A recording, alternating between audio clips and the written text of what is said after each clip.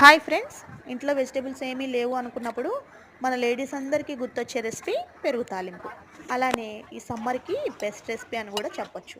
ఆఫీస్‌కి టైం అయిపోతుంది. కుకింగ్ త్వరగా కంప్లీట్ చేసుకోవాలనుకున్నప్పుడు కూడా ఈ పెరుగు తాలింపు మనం చేస్తూ ఉంటాం. సో, ఫస్ట్ అయితే పెరుగు తీసుకొని దాన్ని ఫోక్‌తో స్మూత్‌గా బీట్ చేసుకోవాలి. ఇక్కడైతే నేను బకెట్ పెరుగు తీసుకున్నానండి.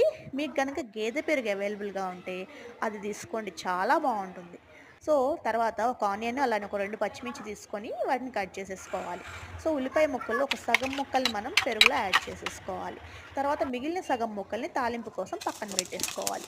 తర్వాత ప్యాన్ పెట్టుకొని అందులో ఆయిల్ వేసుకొని, ఆయిల్ బాగా హీట్ అయిన తర్వాత తాలింపు గింజలు అలానే ఎండుమిర్చి వేసి వాటిని బాగా దోరగా ఫ్రై చేసుకోవాలి. అవి బాగా ఫ్రై అయిపోయిన తర్వాత మనం కట్ చేసి పెట్టుకున్న ఉల్లిపాయ ముక్కలు అలానే పచ్చిమిర్చి ముక్కల్ని యాడ్ చేసుకొని వాటిని స్మూత్‌గా ఫ్రై అవ్వనివ్వాలి. ఇక్కడ మన ఉల్లిపాయ ముక్కల్ని మరీ డీప్ ఫ్రై అయితే చేయకూడదండి. దూరగానే ఫ్రై అవ్వనివ్వాలి. సో, ఫైనల్‌గా సాల్ట్ అలానే పసుపు యాడ్ చేసుకొని ఒక్కసారి మిక్స్ చేసుకొని మనం ముందుగా రెడీ చేసుకొని పెట్టుకున్న పెరుగులో యాడ్ చేసుకుంటే అసలు చూసారా కలర్ ఎంత బావుందో! టేస్ట్ కూడా చాలా బావుంటుంది. 5 మినిట్స్‌లో కంప్లీట్ అయ్యే రెసిపీ పెరుగు తాలింపు. ఖచ్చితంగా మీరు ట్రై చేయండి. సో, మనం పచ్చి ఉల్లిపాయ ముక్కల్ని యాడ్ చేయడం వల్ల మధ్య మధ్యలో తగులుతూ ఆ టేస్ట్ చాలా బావుంటుంది. అలానే నా ఛానల్ లైక్ చేయండి.